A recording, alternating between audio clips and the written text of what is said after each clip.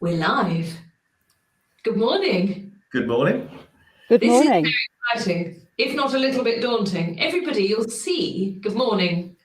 Firstly, good morning. You'll see we're missing a very key member of our team this morning. Ruth is off today and has left me in the seat of technology, which Stuart and Maxine have been giggling at me because StreamYard is a new platform. So please bear with us today if we have any technical issues. But lovely to be here this morning. I'm absolutely delighted to be joined by two wonderful Be Career Confident associates. Some of you may have met Stuart before. Maxine, this is your first time on the panel, so absolutely lovely to have you here. I think it'd be really nice, just before we start, would you two just do a quick intro so everybody can know who you are, know your backgrounds, obviously know your role within BCC, I suppose, too. So, Stuart, I'm going to pass to you quickly. Yeah, Stuart Cooper from Wagstaff Recruitment. Been with Wagstaff for 10 and a half years, come to 11 in April now, so I don't know where that's gone. Engineering career behind that, done some sales, did a proper apprenticeship, I'd say 10 years in recruitment now. So I've done a bit of all sorts of the education, obviously sales roles, logistics roles, and then 10 years in recruitment to put that into practice as well now. So. Yeah, good. A really good example then of repurposing and upskilling skills there, Stu. Good. Yeah, a few different jobs in that, which I'll probably go through, yeah. Absolutely. Maxine, lovely to see you. Good morning, Charlotte. Hello, everybody. So my name's Maxine Hart. I run Wake Street People based in Basingstoke-ish since the pandemic. I've been in recruitment 20 years and 3 months, 2 weeks and a day. Background has always been customer service, no degree. I've done an MVQ and A-levels as a mature student, but out of interest, not necessarily for work purposes, but basically a background of customer service from a greengrocer's assistant to waitering to running a recruitment business. There you are. Really, really good. Really good. Thank you very much. And obviously, everybody, I'm Charlotte Sykes, delighted for those of you who are new to joining us this morning, and also lots of familiar faces coming through. So great to be here. Really pleased. Obviously, this is session 2 for our Q1 series where we're looking at career development and planning. Today, we're going to be looking at upskilling and repurposing skills. So obviously, Be Career Confident obviously comes at this from 2 angles. We come at this from an angle of an individual, but we also come at it as from an angle as of a business. And Maxine, you said a really interesting point when we were planning for this call. You said actually businesses can be seen as a whole. You know, they can, your words were, they were really good. It was like they are almost a person in themselves because they have personalities, they have traits. What was your word? So, I mean, if you think about how a company is registered at Companies House, it's registered as an entity, and the different parts that people bring make it an entity on itself. So it's almost like a community in the way that a town or a village might have a personality. Each company has its own personality.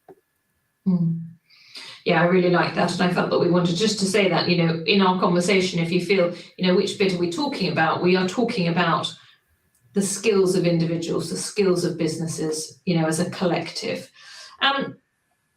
So we're going to start off, we're going to kick off, really. We felt that we couldn't start this discussion about upskilling and repurposing skills before actually identifying what we meant by skills. So Stu, you know, for you, particularly within the engineering and, you know, fast-moving consumer goods recruitment sector, there are very defined soft skills and hard skills, aren't there, that are needed? There is, yeah. And first, you sort of call it a person's sort of skill set, and that will be a mixture of sort of soft and hard skills that people know of. And the soft skills are the general things that you sort of, I suppose, pick up over life, really. And everyone's different. They've got different ones, sort of how you communicate with people. Do you listen to people? Time management. Do you get to work on time? Because that's not a skill, but it's still a skill that person has to be there and be present and be on time. And then communicating with a team. Some people love to be with a team. Some people prefer to work on their own. So everyone's got different sort of soft skills. And then you add that to the hard skills that you pick up either going to college, getting courses, could be using tools as well. So there's a lot of hard skills that you'll develop, and they're usually quantifiable by sort of qualification whereas your soft skills is just what you develop over life. And both of them you can keep developing, and you put those both together to be your skill set. And it's that skill set that a company will be looking for. So yes, they may want a certain qualification, but they'll want a soft skill to go with that. And that may be applicable to what that team environment might be. You might be perfect for one company, but that particular team in another company, they know that won't mix. So it's got to be the right skill set for that particular job as well. It's interesting, isn't it? Whenever we think about upskilling, everybody always defaults to thinking that's a hard skill that we need to improve, isn't it? You know, oh, I need to go and do the next accountancy exam, or I need to retrain as this, I better go back, you know, and do my masters, do my A levels, whatever it is. And quite often, you know, Maxine, when you talked about your career and you talked about how customer service has been the thing that underpins all of it, you know, actually for you, probably that's continuing to develop those soft skills around looking after people, you know, client relations, customer service, you know, really, really key, aren't they? So actually, I suppose it's just a reflection to say, don't undermine and don't underestimate the importance of the soft skills. Yeah, I mean, if you think about the innate skills that we all have, our personality traits, they can really add or detract from a job. I can remember in an appraisal, a manager who praised me to the hilt on one side and then said, but you do butt in, just give people time to talk and listen. And I have to do it even now. I catch myself thinking about what I'm going to say next rather than listening to the other person. So I really have to work on that even now, sort of like 2 years later. Yeah, your words. I think it's interesting. You know, I've just noticed in the chat, you know, Tracy saying this morning when I work with candidates and coaching clients, I always presently surprised when we do the skills and experience exercise for both the hard and the soft. And that's it. You know, our career, and if we take this in the wider setting of this series, when we're talking about career development and planning, is to consider the soft skills as well as those hard skills and how we can develop those. I really like it. If you're thinking of a business and again, if we're talking about upskilling, repurposing, recycling, whatever it is for those skills within your team, again, thinking, I've got some talent within my business here that have the attributes and the skill, you know, and the behaviors that I want. I can teach them the technical skill. You often see that, don't you, with an entry level role, you know, with a junior. Oh, well, I'll take them. They're going to fit the business. They're going to bring a nice demeanor and a manner to the business, and we'll teach them that skill. But I think sometimes we forget that with people who've been within the business for a longer period of time, don't we? We overlook that and go, well, actually, we need that technical skill. Let's go to the open recruitment market and find somebody new. And I think the planning bit needs to be actually, who have we got within the business here who is really, really key and really kind of raises the bar of a standard from a behaviour and a soft skills, who we could then potentially look to give them the hard skills, or vice versa. I think, Stu, would you agree? You know, the engineering sector, you have to be wary sometimes when you take someone who's very technically engineering minded and move them into a management or a leadership role. Oh yeah, exactly. Or even sort of the sales roles, just because they know everything about that piece of equipment doesn't mean that they can go to then a customer and relay that, because they might just be very, very technical. The personal side doesn't come out, and sales is about relationships and how you get on. Yes, you know all about it, but if they're not feeling, if the customer's not feeling the love, it doesn't matter what you know about it. Sometimes it's just that bond, isn't it, really? So yes, you can know everything more than anybody about that product, but if you can't communicate that in an effective way to the client, then it may not go anywhere. So yeah, and just because someone is at the top of the game doesn't mean they can just go straight over to a managerial role or something else and carry on at that same level. They probably will be, but they'll need development and training courses along the way, and that's where you sort of become a team lead, then a shift leader, and try and build yourself up to gain those skills to go to the next level, hopefully with the backing of the company. And just picking up on something you said before, sometimes some people will say, well, I want to develop, I want to go on, but the company might say, yeah, but I can't afford to lose you out of that position. You're the best we've got in that role. Well, just because they're good, they shouldn't be penalised for not being able to be trained to go to another role, because they'll probably just leave if that. So on the one hand, yes, they may be the best in the company, but if you've developed them, you need to bring somebody else up as well, so you can let that person develop and carry on as well. Absolutely. And I think, you know, whilst we're in the wider kind of recruitment setting and everyone's saying the market's so tight and it's so pinched and we can't find anybody, and holding on to your staff is really difficult, I think that's a really, really important thing to consider, is actually look at your resource. How can you maximize what you've got already? And also from an individual, right, this is where I'm at in my job. How can I make the best of this? It might be a case of going off and doing some independent learning and training, you know, yourself. And I think we're going to come on to that in a minute, aren't we? Where we start looking at, actually, I've got such a frog in my throat today, but I'm really sorry. I feel like I need to apologise. But, you know, to say actually, which bits of me do I want to develop? So as an individual, everybody, if you've been part of our Be Career Confident family for a little while, you'll know that Ruth, my co-founder of Be Career Confident, she writes herself a letter at the beginning of the year to say, what would I like to, what am I going to do this year? And then at the end of the year, checks in on that.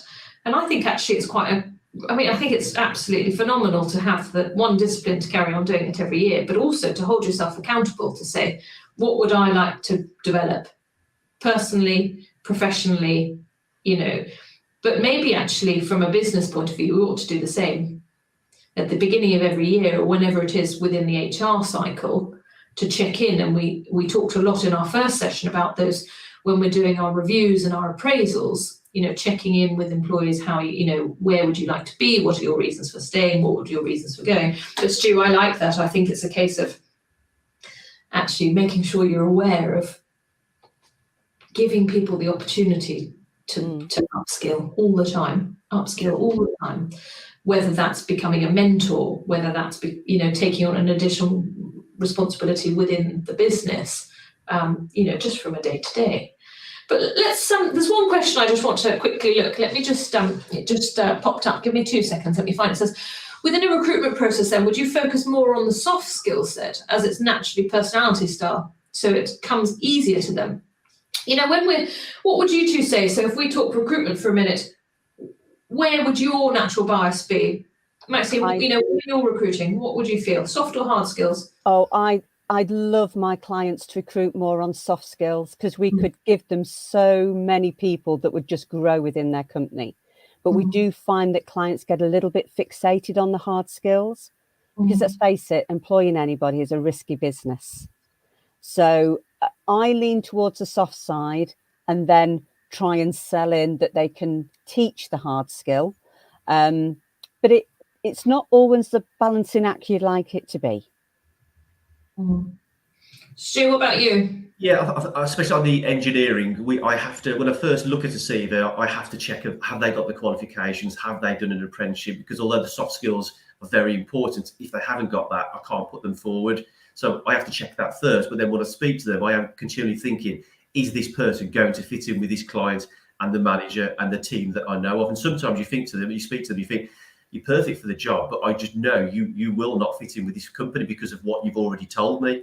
So yes, so it is a balance again, that they've got to have the qualifications to be suitable, but I'm always looking for that team fit. And there's no point putting someone over who I know he's going to 100% be rejected by the manager.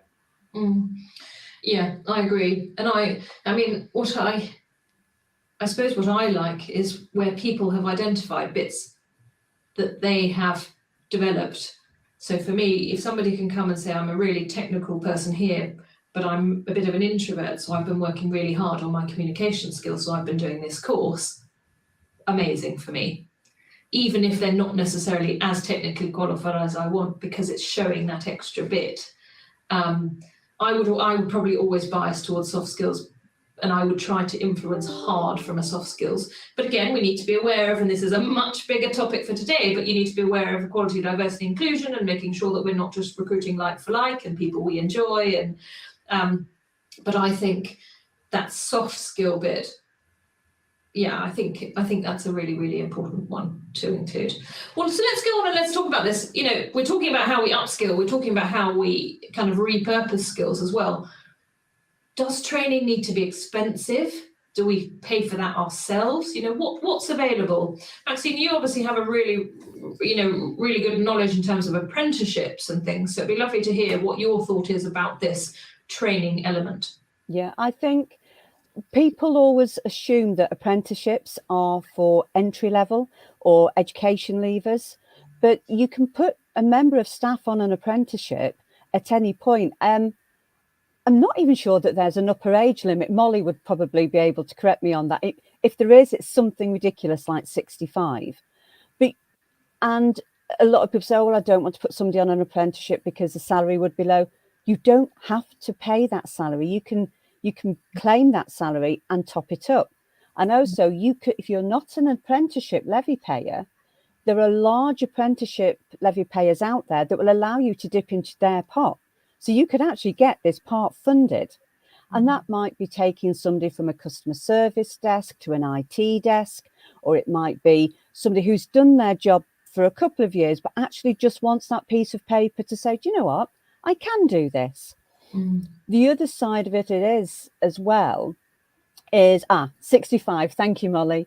I've now working with a number of clients who build into their benefits package training, and it doesn't have to be for work.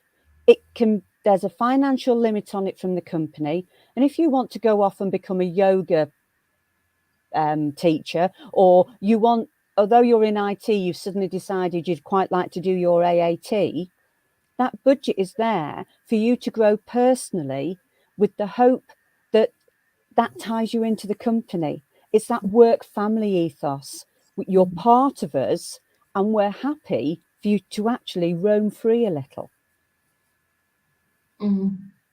I think that's really important. We talked the other day, didn't we? Saying, I've got a client who does it, who says, each year, part of your, in addition to your salary, you're given X amount of money. I can't quite remember what it is, £1,000, but it's for non-work related training. So people can go off and do it. And I said, that's an amazing benefit. Why did you do it? And they said, because we want to employ interesting people. And if every year people go off and do £1,000 worth of training in something else, they've got something to talk about when they come into the office. They've got conversation changing. They've got, last year I did this, that was really interesting. And this year I'm doing this. And, if you've been there for 20 years, you get £20,000 worth of personal development. That's amazing. Do any of us do that ourselves? No.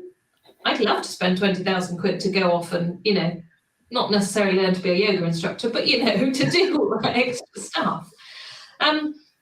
So, Stuart, we talked about it too, about there's quite a lot on, .gov in terms of free funding, the chambers of commerce. I know that, Wagstaff have a close link with your chamber as well, but there's lots of membership training and things through that, isn't there? There is, and there's different platforms, sort of, I suppose now all that sort of LinkedIn. There's lots of free courses you can just do online, sort of thing, where you can, no cost at all, do it in your own time. And some of the other free ones, you can get at work, is like ask for a mentor, get someone to guide you, and also be a mentor to some younger people, because you're still going to develop your own skills by helping younger people, by relaying, and you might suddenly realise how much you do know yourself when you relay that onto sort of younger people. So get a mentor to guide you on where you want to get to, and be a mentor to younger people.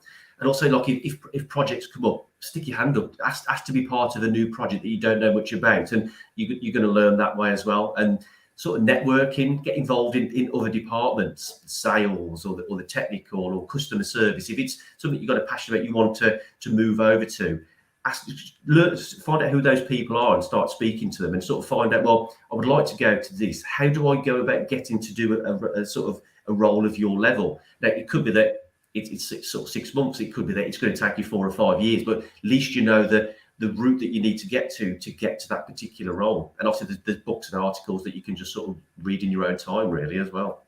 For me, that's really resonated as upskilling doesn't have to be a qualification on paper. It could just be learning something that you don't know already.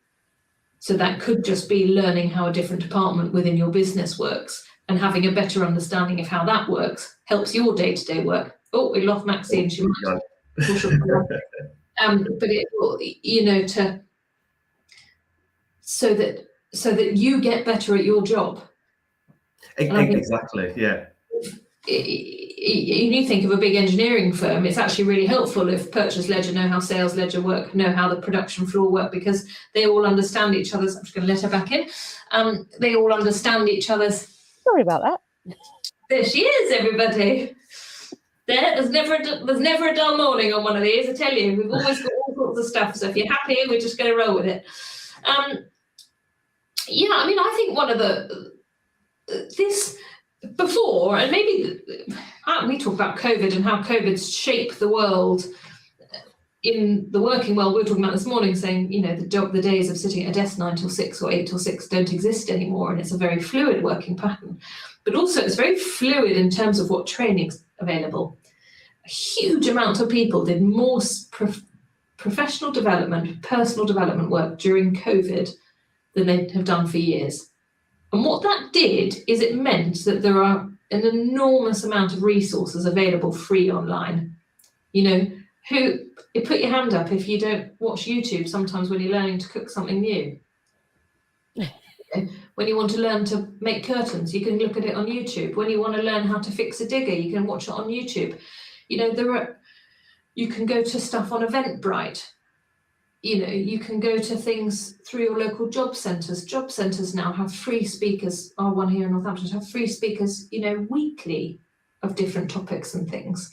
So if you put yourself out there, and if you're aware that you as an individual and you as a business want to learn new skills, it is possible to do it free of charge, isn't it? Yeah.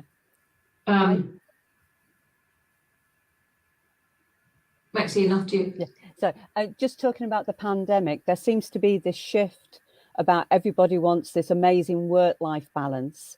And I think it's almost strange that we're thinking more and more about work and life being separate, when actually so many of us are working remotely or hybrid from home. Everything that affects your life affects your work. So everything you learn will feed into your work life via osmosis. So if you do a counselling course, you might be more tolerant of your work colleagues. If you do a mental health first aid course, you might, you know, actually check in with people more.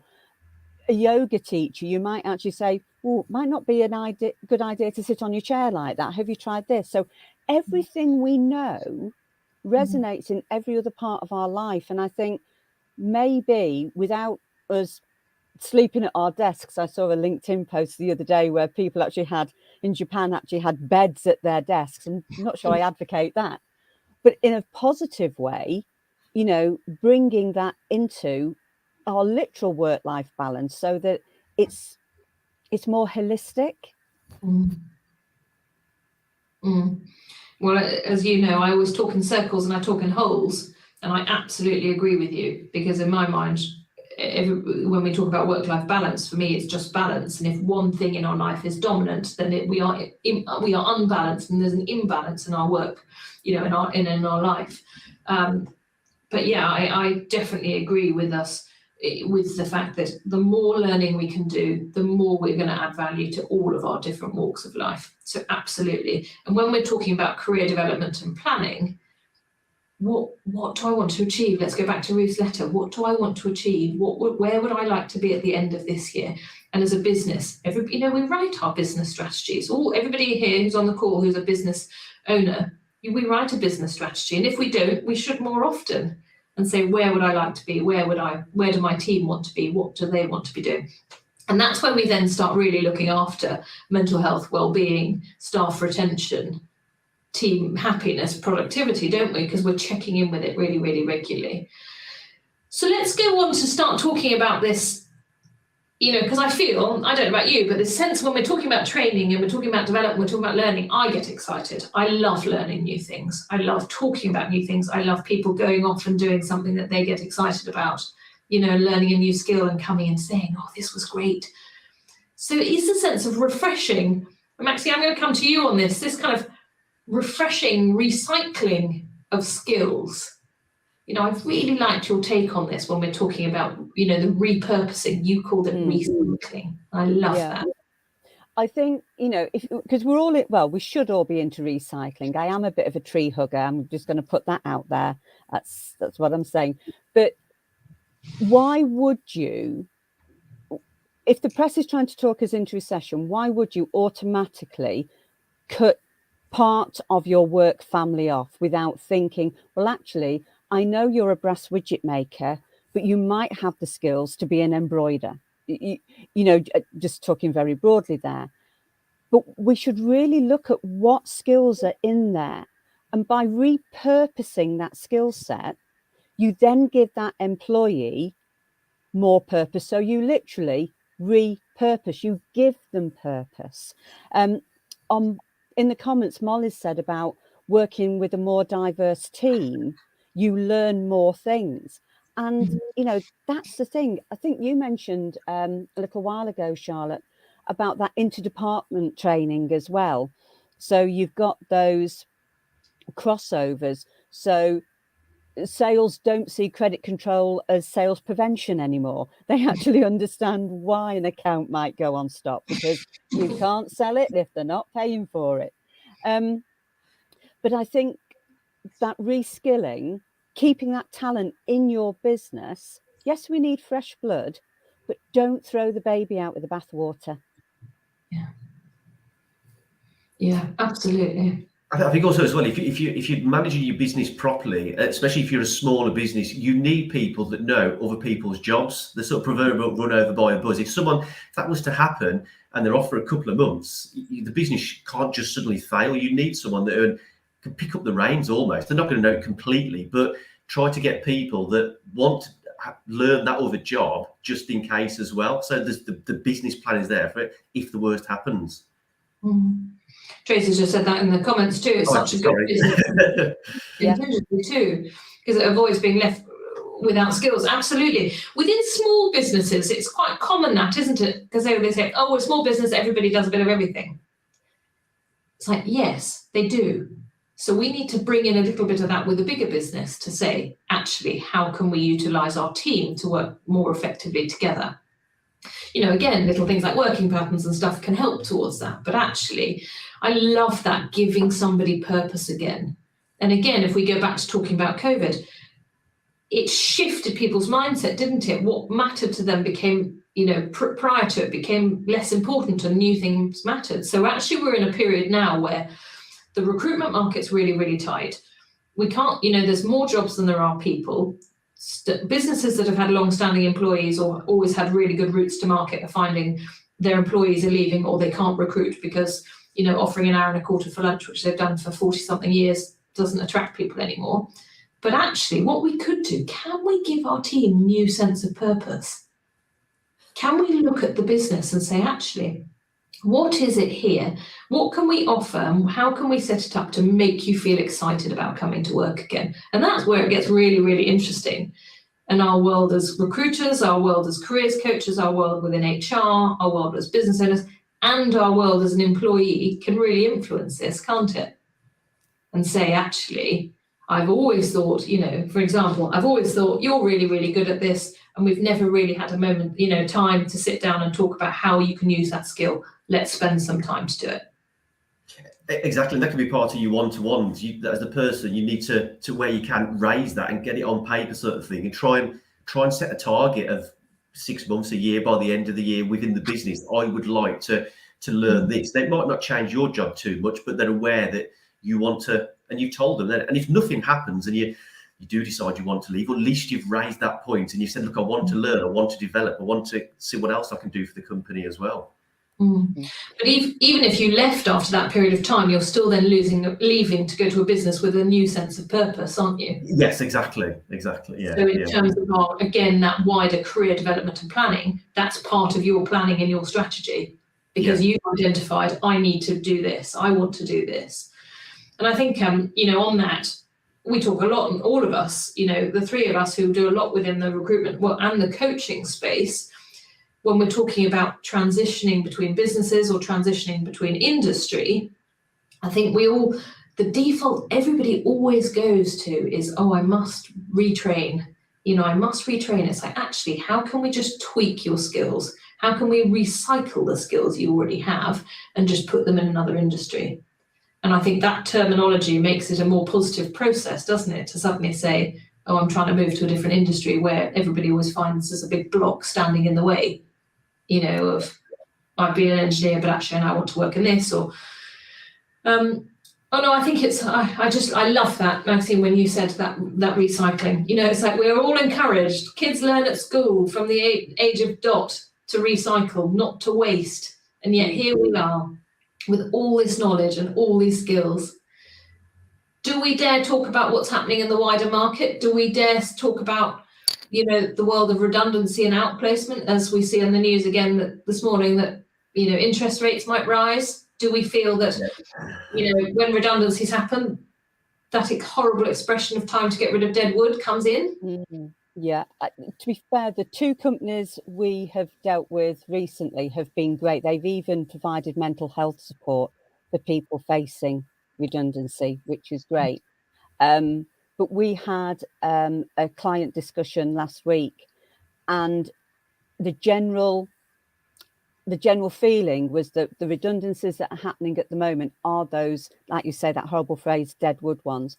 But what companies must really think about, if you treat somebody well within your company and you give them a great experience of redundancy, I know that sounds contradictory, but they will go out as a brand ambassador for you. And their time with you may be done, but you know, you're not going to find yourself on Glassdoor as the worst company in the world. They will probably encourage people to come to you. Mm-hmm. And I think we've all got to be so aware of our company entity image and make sure that we follow through what we say. We don't just give lip service to new trends.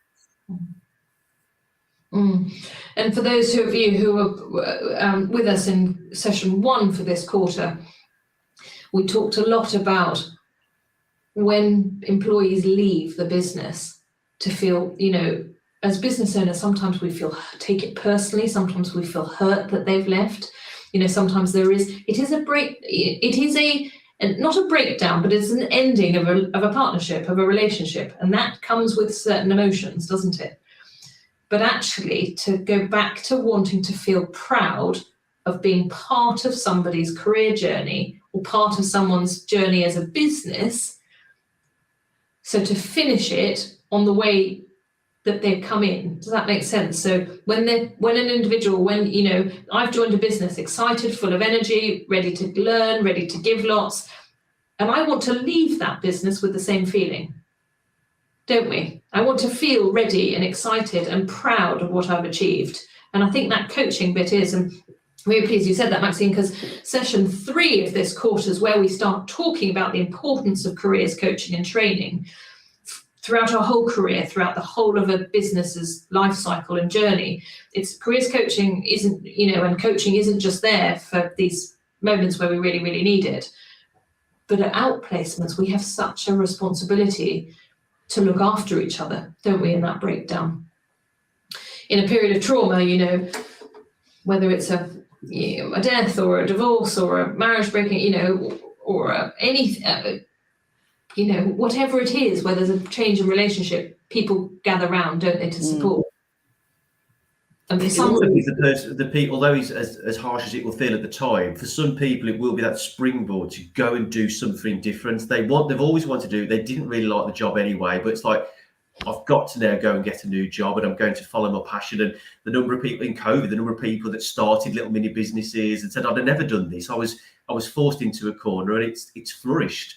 Or give it an opportunity, or go and do a different sort of career. Engineers, you can't do it overnight, but or anyone really can go and become a teacher, or just use the knowledge that they've got and go and use it somewhere completely different. And you don't want to be made redundant sort of thing, but sometimes it's that springboard to go and do that passion that you've always had for something else. Exactly. But have the people around you encouraging you to do it. Yes, exactly. You know, we talked about you, and you said earlier, Stu, you know, about this networking bit, whether you're networking with your colleagues or whether you're building a network outside. When you've got that network, that's your support group when these things do happen. And they've happened to all of us, you know, to everybody. At some point, there would have been a knock. We left a business because we, you know, they weren't going in the direction we wanted to go, or whether redundancy, whatever it is, we have all left businesses. And it's just having those people around to support during it. But I think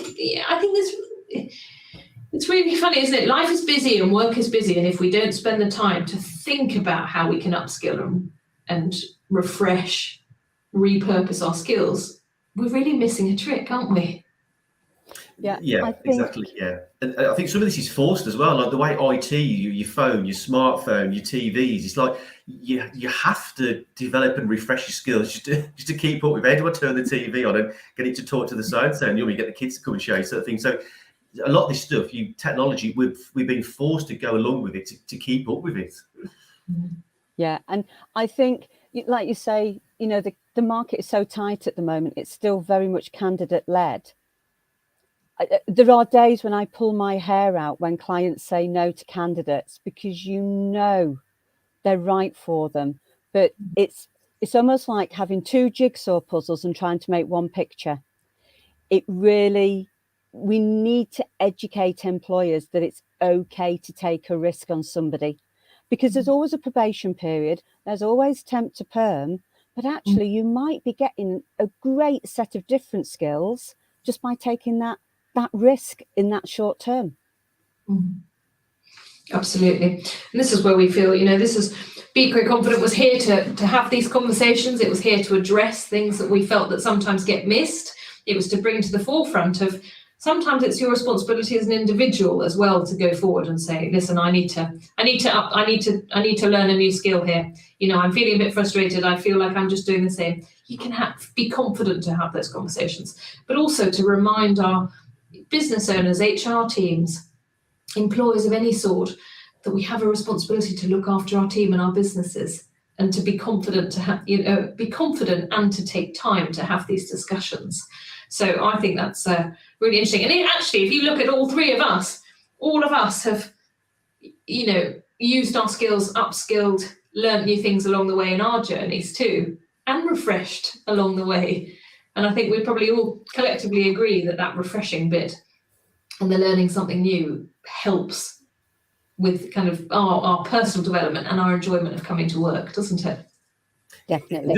And it hasn't all got to be work-based. Some of it can be sort of personal as well, for what you want to do at the weekend. And I mean, I'm looking into doing a small bricklaying course so I can do a garden wall. So that's just for me, but it's a personal skill that I want to develop. So you've got what you want to do in work, and then you've got stuff that you want to do for yourself as well, that hobby or that interest. Yeah, absolutely. Means you've got some stuff to talk about when you're in the office too. Like, how's your Good. Well, I'm conscious of time for everybody. It just leaves me really to say, so I'm just going to pop the dates here on the banners on the bottom. We are really excited. Next, on the, what is it? It will be the 3rd of March. 3rd of March, yes. 2nd of March, excuse me. We have the 3rd in our Q1 series, where we're going to be looking at the importance of career development and training.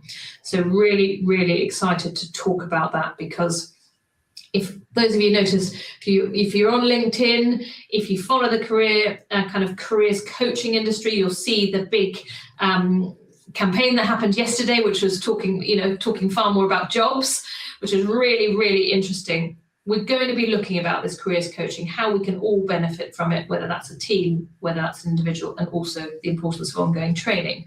And at the end of Q1, on the 23rd of March, we have, I'll pop the date here on the banner, we have our session for individuals. This is a workshop, so our live sessions on LinkedIn here, they are an overview. We have a discussion. Our workshops are going to be in-depth, hands-on, loads of stuff to take away, the ability to work in small groups, the ability to ask questions. So our first one on individuals is on the 23rd of March, 6 o'clock till 7:30. For focus for individuals, upskilling, retraining and transitioning your skills. And then on the 30th of March, I will also then just pop those dates on. We have it for businesses, where we're looking at actually retraining your skills and then managing your future pipeline. And that one is 11 o'clock. So it just leaves me to say a massive, massive thank you to our panelists today. Stuart and Maxine, thank you so much. Such good insight, really good discussion. We knew it was going to be a good one, didn't we? When we came on, in our planning. Yes. But it just leaves me to say thank you so much, and we will see you all on the 2nd of March for session 3. All right, lovely to see you all. Take Cheers. care. Bye. Thank you. Bye. Bye. Bye.